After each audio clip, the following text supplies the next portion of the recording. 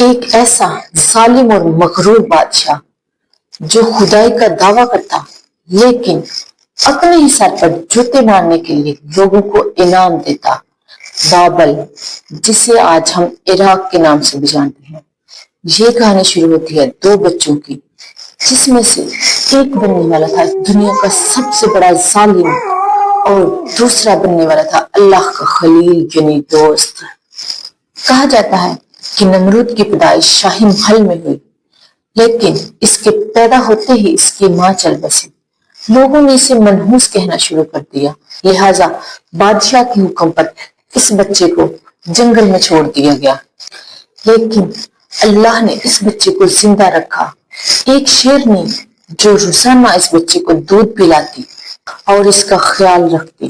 جب یہ بچہ 5 سے 7 سال کے قریب پہنچا تو جنگل میں کچھ سپاہیوں نے اسے دیکھ لیا اور اس بچے کو پکڑ کر بادشاہ کے پاس لے گئے۔ بادشاہ نے اسے اپنے پاس رکھ لیا اور بیٹا بنا لیا۔ نمرود کی پرورش ایک شاہی محل میں ہوئی، جہاں پر اسے ہر قسم کی عیش اور عشرت اور ہر قسم کی آسائش سے نوازا گیا۔ چونکہ نمرود نے شیرنی کا دودھ پیا تھا، اس لیے اس کے اندر وہی جرت، ہمت اور طاقت تھی۔ وہ سپاہیوں کی آنکھوں میں آنکھیں ڈال کے بات کرتا۔ نمرود کا باپ کوش بن کنان تھا۔ کوش بن کنان ایک بت پرست بادشاہ تھا۔ کوش بن کنان جب بوڑھا ہوا اس وقت نمرود جوان ہو چکا تھا۔ لوگ اسے طاقتور نوجوان کہہ کر بلاتے تھے۔ نمرود نے اپنے باپ کے مرنے کا انتظار نہیں کیا، بلکہ بڑی چالاکی اور مکاری سے محل کے وزیروں اور مشیروں سے مل کر ایک رات تخت پر قبضہ کر لیا اور اپنے باپ کو قید کروا دیا۔ نمرود نے تخت پر بیٹھتے ہی حکم جاری کر دیا، یہ تخت، یہ زمین، یہ سب لوگ میرے حکم کے تابع ہیں۔ اب جو میں چاہوں گا وہی ہوگا۔ اب یہی وہ وقت تھا جب فالق سے نمرود بنا۔ نمرود نے ہر جگہ اپنے مجسمے بنا کر کھڑے کر دیے اور لوگوں سے کہنے لگا کہ آج کے بعد میں ہی تم لوگ کا خدا ہوں، میں جسے چاہوں زندہ رکھوں، جسے چاہے موت دے دوں۔ لیکن نمرود چونکہ جنگجو بادشاہ تھا، اس نے شام، مصر، ایران اور ترکی کے کچھ حصے بھی فتح کر لیے۔ اس وقت نمرود اپنے پورے غرور، تکبر اور اپنی طاقت کے نشے میں چور تھا۔ نمرود نے ایک رات خواب دیکھا کہ ایک ستارہ آسمان سے نکلا اور سارے بابل کو ڈھانپ لیا۔ اس خواب کو دیکھتے ہی نمرود بہت پریشان ہوا۔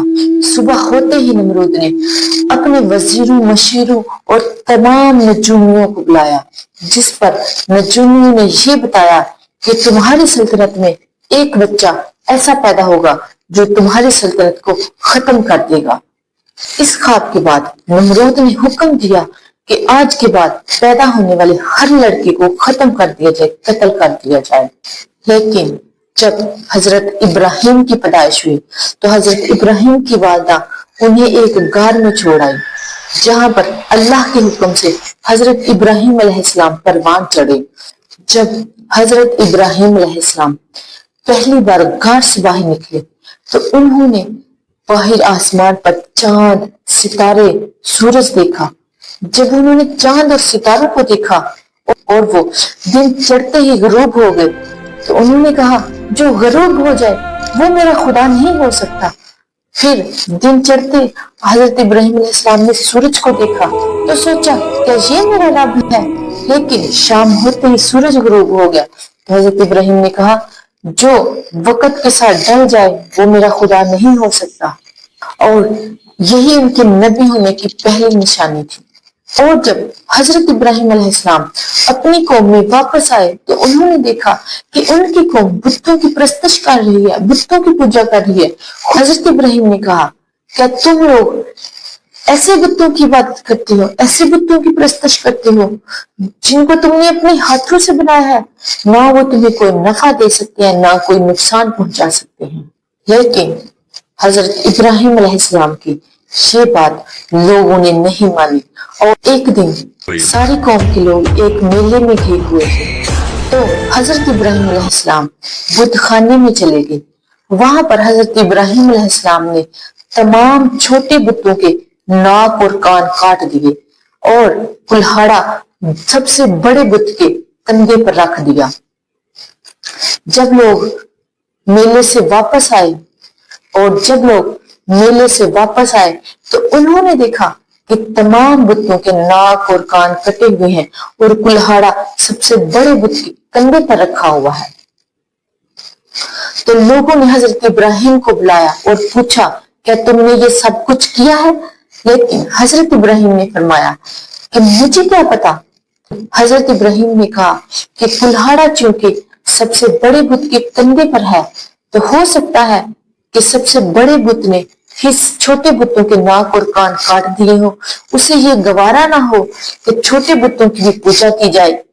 लेकिन लोगों ने कहा कि तुम इनके बारे में ऐसा कैसे कह सकते हो, जबकि तुम्हें जानते हो कि ये किसी को नुकसान नहीं पहुंचा सकते। इस पर हजरत इब्राहिम ने कहा, डेफिनेटली मैं भी तो तुम लोगों को यही बात बताना चाहता हूँ कि बुत किसी को नफा नुकसान नहीं पहुंचा सकते, तो फिर तुम लोग बुतों की परस्तिश क्यों करते हो? लेकिन लोगों को ये बात इतनी बुरी लगी कि लोग हजरत इब्राहिम अलैहिस्सलाम की शिकायत लेकर उस वक्त के बादशाह के पास चले गए, जो कि बादशाह नमरूद था। नमरूद के पास पहुंचे तो नमरूद ने कहा कि ए इब्राहिम, तेरा खुदा क्या करता है जो मैं नहीं करता? तो हजरत इब्राहिम ने कहा कि मेरा खुदा जिंदा करता है और मारता है। इस पर नमरूद ने कहा, जिंदगी तो मैं भी देता हूँ और मौत भी देता हूँ। उसने फौरन जेल से 2 कैदी बुलाए, एक को जिंदा छोड़ दिया और दूसरे को कत्ल करवा दिया। हजरत इब्राहिम ने फरमाया, मेरा खुदा सूरज को मशरक से निकालता है और मगरब में गुरूब करता है। अगर तू खुदा है तो सूरज को मगरब से निकाल और मशरक में गुरूब कर। इस पर नमरूद के पास कोई जवाब न बचा। नमरूद ने कहा कि ए इब्राहिम, अपनी खुदा को कहो कि अपनी फौज तैयार करे और मैं भी अपनी फौज तैयार करता हूँ। एक रोज नमरूद ने हजरत इब्राहिम को बुलाया और कहा कि ए इब्राहिम, अपनी खुदा को बोल कि मेरा मुकाबला करे। जब नमरूद की सारी फौज मैदान में जमा हुई तो अल्लाह ताला ने उन पर मच्छरों का अजाब भेजा। अल्लाह की तरफ से वो मच्छर जिस पर गिरते वही सिपाही नस्तो नबूद हो जाता। सारे वाकया के बावजूद भी नमरूद ने हट दरमी नहीं छोड़ी। नमरूद ने अपने वजीरों और मशीरों को बुलाया और उनसे मशवरा किया कि इब्राहिम अलैहिस्सलाम को आग में जला दिया जाए। लिहाजा बादशाह के हुक्म पर बहुत बड़ी आग जलाई गई और उस आग में हजरत इब्राहिम को फेंकने का इंतजाम किया गया। और है कि वो आग इतनी बड़ी थी कि अगर ऊपर से कोई परिंदा गुजर जाता तो वो झुलस कर आग में गिर जाता। जब आग जल गई तो लोगों ने कहा कि हम इब्राहिम को आग में नहीं फेंक सकते। अगर हम इब्राहिम को आग में फेंकेंगे तो मुमकिन है कि हम भी जल जाएं। लिहाजा बादशाह के हुक्म पर उस वक्त दुनिया की पहली मंजनीक बनाई गई। दुनिया की तारीख की सबसे पहली मंजनीक नमरूद के हुक्म पर बनाई गई। जब मंजनीक तैयार हुई तो हजरत इब्राहिम अलैहिस्सलाम को आग में फेंक दिया गया और हजरत इब्राहिम उस वक्त भी अल्लाह पर यकीन रखते थे और अपने कामल ईमान से कहा कि मुझे अल्लाह पर पूरा भरोसा है। जब हजरत इब्राहिम अलैहिस्सलाम को आग में फेंका जा रहा था तो हजरत जिब्राइल अलैहिस्सलाम आए और अर्ज की, ए इब्राहिम, क्या मैं तेरी कोई मदद करूं? तो हजरत इब्राहिम अलैहिस्सलाम ने कहा कि मुझे अपने अल्लाह पर पूरा भरोसा है। जैसे ही हजरत इब्राहिम अलैहिस्सलाम ने ये अल्फाज कहे तो आग फौरन ठंडी हो गई और अल्लाह ताला ने आग को हुक्म दिया कि ए आग, मेरे नबी के लिए तू ठंडी हो जा। तो इसी वक्त आग ठंडी हो गई और गुलजार बन गई। जब हजरत इब्राहिम अलैहिस्सलाम सही सलामत आग से बाहर निकले तो लोगों ने देखा کہ حضرت ابراہیم علیہ السلام کو کوئی نقصان نہیں پہنچا، تو کچھ لوگوں نے حضرت ابراہیم علیہ السلام کو جادوگر کہنا شروع کر دیا، کچھ لوگوں نے حضرت ابراہیم علیہ السلام کو جادوگر کہنا شروع کر دیا، اور کچھ لوگ حضرت ابراہیم علیہ السلام پر ایمان لے آئے۔ اس وقت دو گروہ بنے، ایک گروہ جو حضرت ابراہیم علیہ السلام پر ایمان لے آیا، دوسرا وہ جو ایمان تو لے آئے لیکن نمرود کے خوف سے ظاہر نہ کیا۔ اس وقت نمرود نے سوچا اگر یہ شخص سچا ہے تو میری حکومت خطرے میں ہے، اس لیے نمرود یہ جانتے ہوئے بھی کہ حضرت ابراہیم علیہ السلام سچے ہیں، اس نے ہٹ درمی سے کام لیا اور حضرت ابراہیم علیہ السلام کی ساری باتوں اور دلیلوں کو جھٹلا دیا۔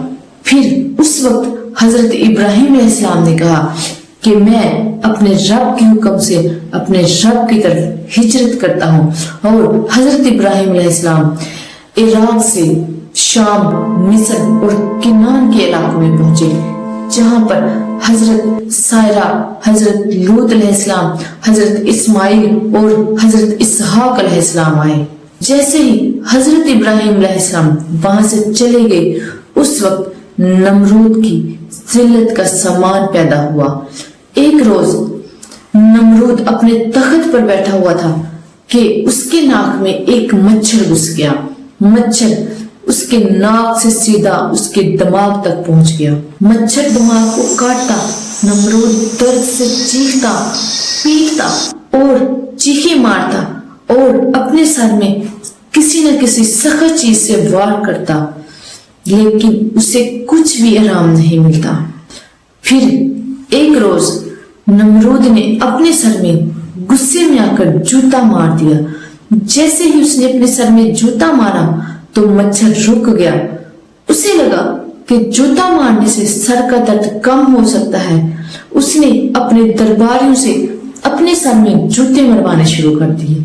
اس کے درباری جب جوتے مار مار کے تھک گئے تو نمرود نے اعلان کیا کہ عوام کا جو بھی شخص اس کے سر میں جوتے مارے گا، نمرود اسے انعام دے گا۔ اس طرح سے اس کی رعایا کا ہر ایک شخص باری باری نمرود کے سر میں جوتے مارتا رہا، اور بالآخر نمرود جوتے کھا کھا کے ہلاک ہو گیا۔ یوں نمرود جن لوگوں پر خدا بنا بیٹھا تھا، خدائی کا دعویٰ کرتا تھا، انہی لوگوں سے جوتے کھا کھا کے ہلاک ہوا۔ اور پھر اسی طرح نمرود اور نمرود کی جھوٹی خدائی کا قصہ تمام ہو گیا۔ اللہ رب العزت نے نمرود جیسے بادشاہ، نمرود جیسے مغرور ظالم بادشاہ کو ایک مچھر کے ذریعے اس کے انجام تک پہنچایا۔ ثابت ہوا کہ سدا بادشاہی صرف خدا کی ہے، اور ہمیشہ قائم رہنے والی ذات صرف اور صرف اللہ رب العزت کی ہے۔